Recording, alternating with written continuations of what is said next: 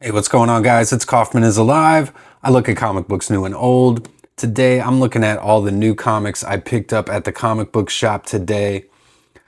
Picked up one comic book that came out a couple weeks ago, actually, this Venom Black, White, and Blood. Issue number 2. It's got Erik Larsen writing and drawing a story in here, and he's on a cover, which I would not have picked this up if he was not on this issue. And I finally got my hands on it. I couldn't get a copy of it when it first came out. I wonder if it was actually that popular or if my shop just under-ordered.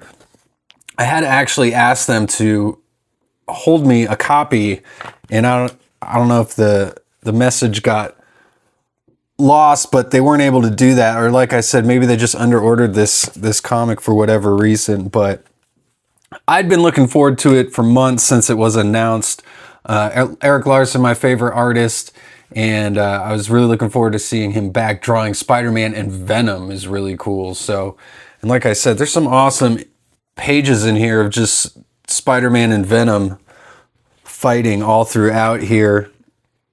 This book is kind of an anthology, so there's some other stories as well in here. I think there's like 4 separate stories. Let me see if I got the creative team there on all the other stories there. But yeah, Venom Black, White, and Blood number 2.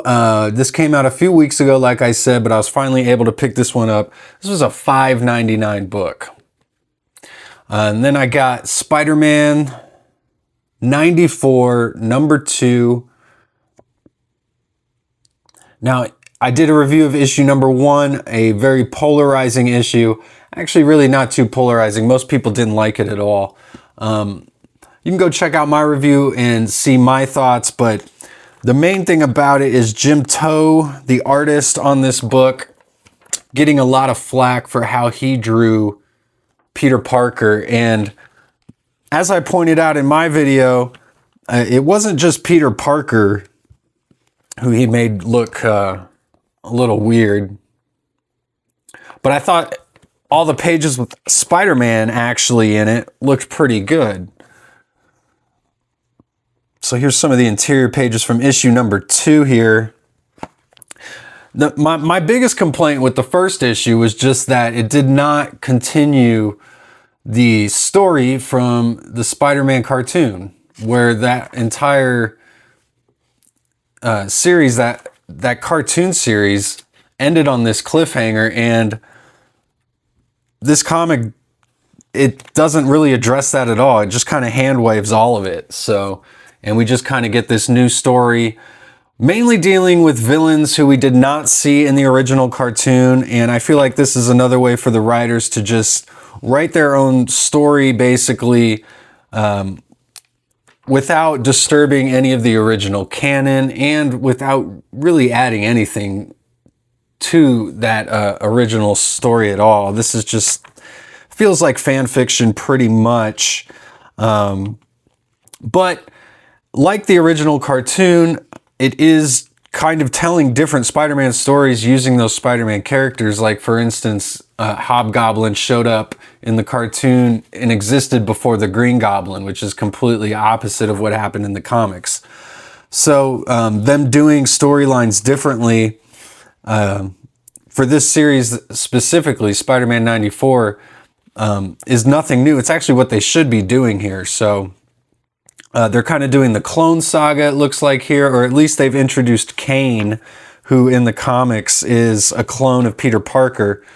But it looks like he's been created by this guy Morlun, who's kind of a C-list Spider-Man villain, to be honest. I mean, Spider-Man, he's got such an incredible rogues gallery, as they show here on the title page. But not really using any of these characters. I did see Kraven here at the end of this book. So, spoiler alert. But yeah, Spider-Man 94, that first issue was a big disappointment. But I'm going to collect all of them. And especially issue 3 has an Erik Larsen variant cover that I'm definitely going to be picking up. And Larsen's been doing a lot more work at Marvel recently, specifically with Spider-Man. He just did, along with the Venom Black, White, and Blood issue, he's doing all the writing on the new Spider-Man Noir series. And I did pick up that first issue. I'll be putting out a review of that coming out soon for sure. I really enjoyed that issue. And it's unfortunate that this seems like it's kind of delaying all of his work on Savage Dragon. So, but fortunately, he said he's going to be releasing some Savage Dragon in early 2026, and he's actually already backlogged a bunch of issues. So it doesn't look like there's going to be a delay in Savage Dragon, hopefully for a while. So that's some good news. But we've got a creative team change here in Transformers with this issue here, issue number 25. And along with Spider-Man 94, this actually came out last week, but I did not pick it up when it came out. Thankfully, they still had a bunch of issues on the racks this week of Transformers, issue number 25. Like I said, new creative team, got Dan Mora doing the artwork and Robert Kirkman coming on to do the writing on this book. Actually, this is one of two Robert Kirkman books I picked up this week. I got Battle Beast issue number 6 as well, also from Image. And the other final book I did pick up this week was also from Image, Spawn number 369. So I actually did not pick up any of the new Age of Revelation X-Men books this week. There was a whole bunch that came out, like the Iron and Frost, the Unbreakable X-Men, Binary came out. That might have come out last week even. But the only one I've picked up so far is Amazing X-Men, that first issue. And I'm going to see how this one, I haven't even read it yet. So I don't know how I feel about all the stories. I'm definitely not going to be buying every single issue just on impulse. I'm not that too excited about this Age of Revelation, but like I said, I haven't even read it yet, so I don't want to make any judgments. Definitely doesn't excite me as much as that original Age of Apocalypse did, which I'm still talking about to this day. If you've been following my channel, I've been doing the Review the Age of Apocalypse series, reviewing all the single issues, so go check out those reviews. I just did X-Man issue number 3 yesterday, and that was a really fun video. I love Steve Skroce artwork, and that was just a great issue. X-Man's one of my favorite Age of Apocalypse books for sure. But this issue is actually, half of it's drawn by Jorge Corona, who is the former artist on this book, or this is his final issue. And I did pick up the Jorge Corona cover. It was the C cover. Here's they got all the covers on the back of these, which is really nice. Here's the Dan Mora cover there, which they had a bunch of those on the shelf. I picked up this one. I thought it would be kind of cool to pick up the Jorge Corona cover on this, since he's the departing artist, and we got Dan Mora replacing him in this issue. That's kind of was why I picked it up. I have done a review of issue 25 of Transformers, so if you kind of want to get my thoughts on this series, go check that review out. Let's take a look at some of Dan Mora's artwork in here.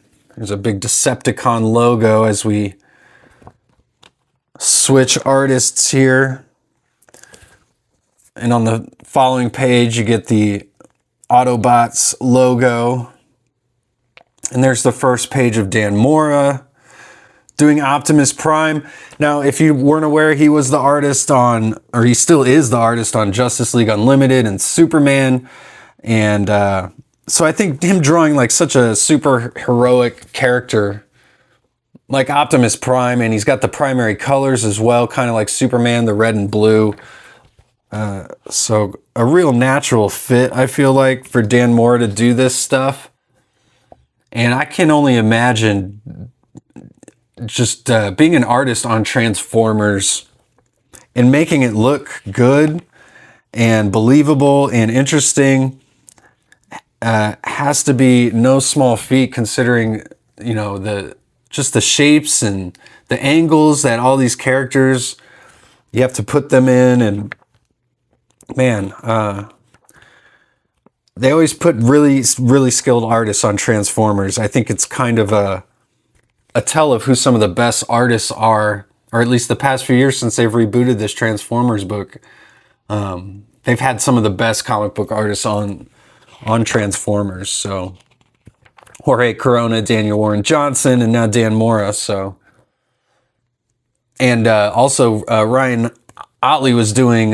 He did, I think, the Free Comic Book Day issue, which was awesome, of Transformers. He had a big fight scene between Megatron and Optimus Prime, if I remember, from that Free Comic Book Day issue. So we got Ryan Ottley here on art on Battle Beast, issue number 6. Take a look at this cover. I think this is my favorite cover so far from Battle Beast. I love the speed lines and the yellow in the background. Even though this is a modern Image comic, this gives me flashbacks of those original Image comics from the 90s. And just like Transformers, we got the cover gallery on the back here as well. Both of these Battle Beast and Spawn comics have really nice cardstock covers and really nice paper on the inside. I just wanted to point that out. The packaging on these Image comics are nice. They're both $3.99. Just so much blood and viscera everywhere in these Battle Beast books. It's so awesome. To me, it's kind of like Space Witcher, in my opinion. This Battle Beast character reminds me a lot of that originally Henry Cavill Witcher character from the show and from the games too. And we just kind of get a Monster of the Week style book here. So I definitely recommend Battle Beast, picking this up. I've reviewed every issue, so go check out all my other reviews on my channel of this book. And I don't just cover new comics, I covered old comics as well. I did Wolverine #1 back from 1988, that original Wolverine #1. Did an in-depth review of that, so go check that one out last week. And I've got over 400 long-form videos on my channel, so please go check them all out if you haven't yet. Final book I'm going to be looking at today is Spawn 369. Got Brett Booth doing the artwork here. And I probably wouldn't still be following Spawn if it didn't have one of my favorite artists on here, Brett Booth. And Todd McFarlane is doing the writing on here. And to be honest, McFarlane, he's a little bit better with plot these days, but his writing really hasn't gotten that much better over the years. He's always been kind of maligned for not being too great of a writer. But I do love the introduction of all the other Spawn characters over the past few years, and the Scorched and all the other books. And it seems like we're now heading into a kind of a status quo shift in Spawn comics, where Spawn is now known with the public and will become like a popular figure. I hope they kind of take a turn, a turn in this book where, you know, Spawn is like a popular heroic figure on television, and, you know, he's flying around the city, solving crimes and helping people, and everyone sees him and they're cheering him on, kind of like Spider-Man. And there's, you know, Spawn merchandise being sold all over the city, like a Batman or a Superman type of character for Spawn in his comics, which I don't think has ever really happened before. They kind of made fun of that in Spawn Kills Every Spawn, which was more making fun of like our universe in a fourth wall breaking way, and how, you know, all fanboys treat Spawn. I guess kind of like me, how I'm still here buying Spawn comics here in the year 2025. But good creative team on this book, and it seems like this book's taking a new direction. They've had a bunch of crossovers, this giant crossover event the past 5 or 6 issues. So say hi to my kitty Crusher there. Say hi, Crusher. All right, well, that's about it anyway. I think he's telling me it's time to eat. So thanks again for watching, you guys. Please subscribe if you haven't yet, and I'll see you guys on the next one. Go read comics.